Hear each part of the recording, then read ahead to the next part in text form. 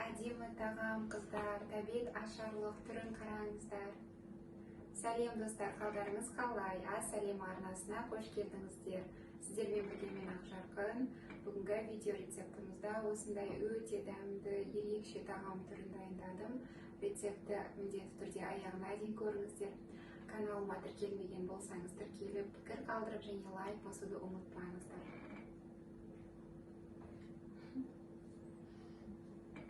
Аппетитно пышты. Давайте сухомас ыстықтай.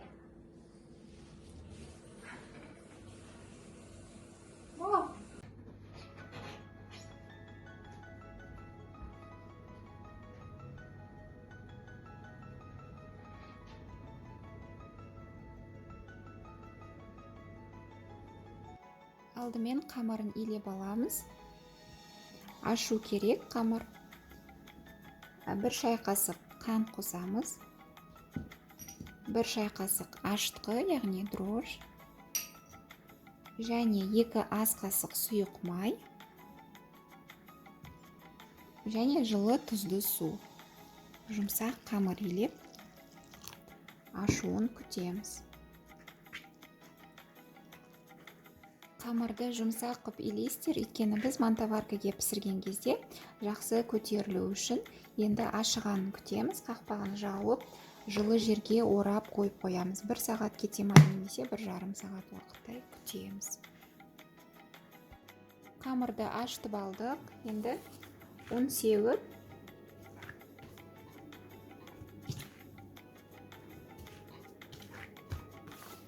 бірнеше бөлікке бөліп аламыз. 5 бөлікке бөлемін.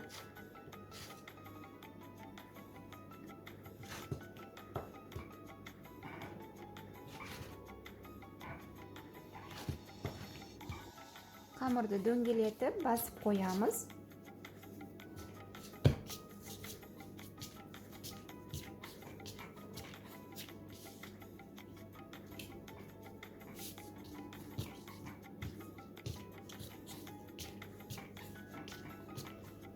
Бетін жауып 5-10 минут күте тұрамыз. Кішкене демал тұрамыз. Қамырға ұн сеуіп, жайып аламыз.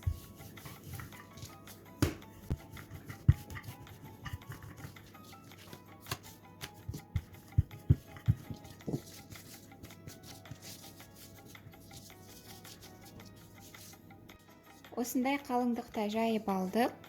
Енді еріген сармайды жағып шығамыз.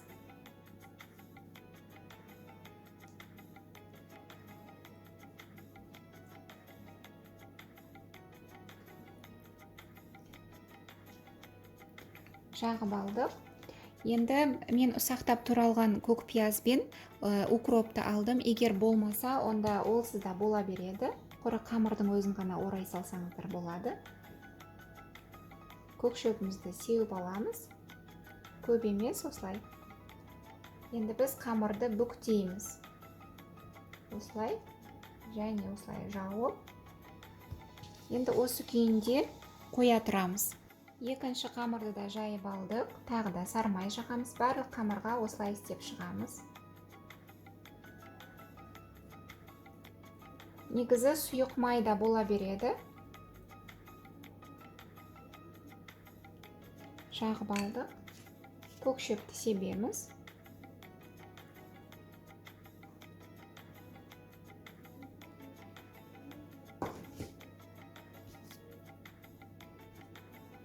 Қамырды ораймыз. Бүктейміз. Осылай қойып қоямыз. Қамырдың барлығын жайып алдық. Енді демалғанша біз көкөністерді турап аламыз. Яғни подливасына қажет болады. Осылай ірілеу етіп тураймыз. Сонда әдемі шығады.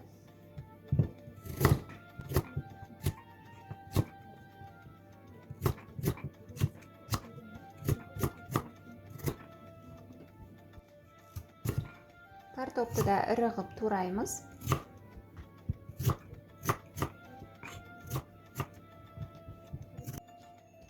Капустаны да қосып береміз. ірі 4 бұрышты қылып турап. Дәмді болады.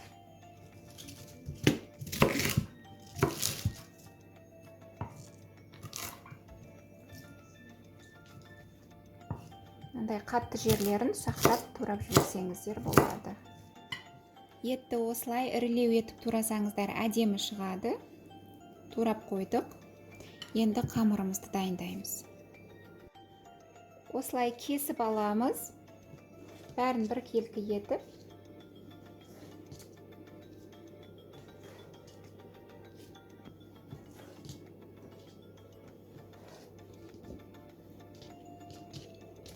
Енді екі қамырды біріктіреміз. Бірінің үстіне бірін қойып.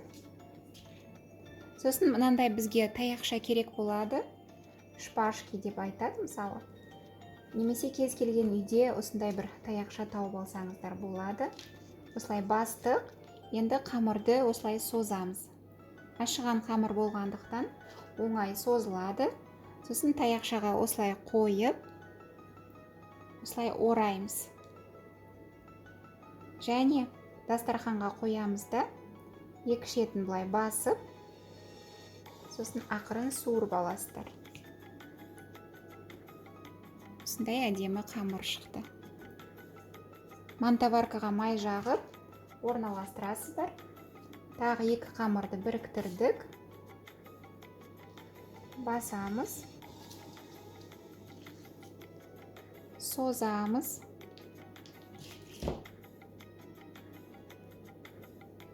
Таяқшаға салып, ораймыз. Дастарханға қойып, екінші ұшына қарай таяқшаны басамыз. Сосын былай суырып аламыз.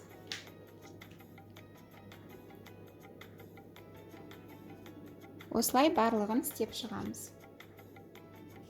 Екінші қамырды да кесіп алдық. Достар, егер таяқша болмаса, міндетті емес, осылай екеуін біріктіріп, осылай созамыз да, қолымыздың да көмегімен жай ғана қолмен де жасауға болады. Осылай орап аласыздар, кәдімгі булочканы түйеміз ғой, сол сияқты осылай орап, әдемілеп өстіп жасап қойсаңыздар болады. Буға пісетін, яғни булочки болады. Булочкаларымызды жасап, осылай мантаваркамызға тізіп алдық. Арасын осылай алшақ қоясыздар, өйткені буға піскенде ашыған қамыр болғандықтан өте көтеріліп бір-біріне жабысып қалуы мүмкін. Осындай екі табақ шықты.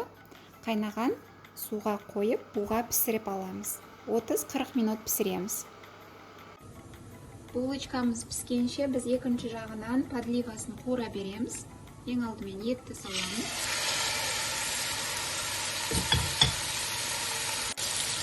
Етке бірден пиязды қосып қойсаңыздар, дәмді болады.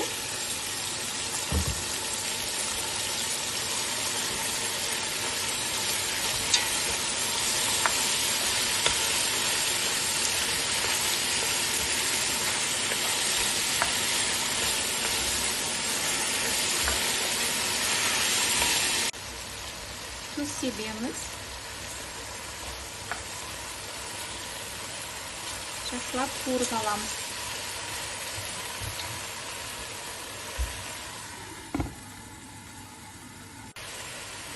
Еттің сөлі тартыла бастаған кезде томат қосамыз.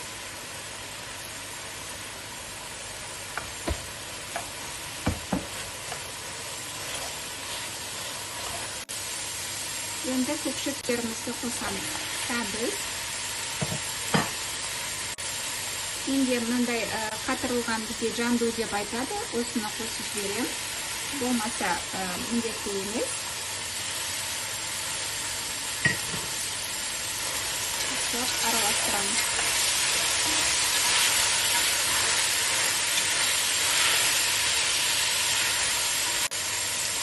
Сәбізді кішкене қуырып алғаннан кейін картоп пен капустамызды қосамыз.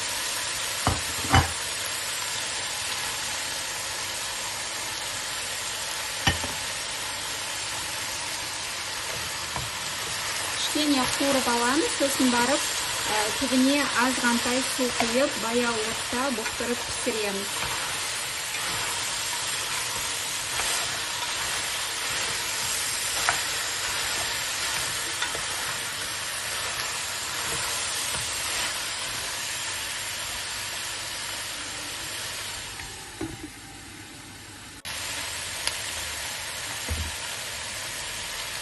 кішкене қуырдық. Енді су құйып, 1 стакандай құйдым. Қақпағын жауып, ашылып қайнағаннан кейін оттың астын баяулатамыз, сосын піскенше ұстаймыз. Буға піскен булочкаларымыз пісті. Қараңыздар, қандай әдемі болған. Жақсы көтеріліп. Енді табаққа әдемілеп салып, отбасыңызға осылай ұсынып берсеңіз болады. Қазір подлива піссін, сосын сіздерге көрсетемін.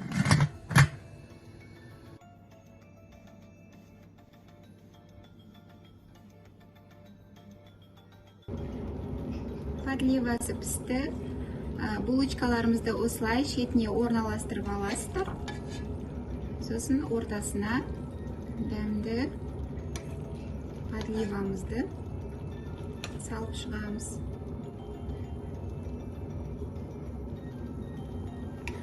Өте дәмді рецепт, қыздар, жасап көріңіздер. Түкте қиындығы жоқ. Қамырды алдын ала ашытып қойсаңыздар болды, қалғаны оңай. Осылай салдық. Бетіне көкшебімізді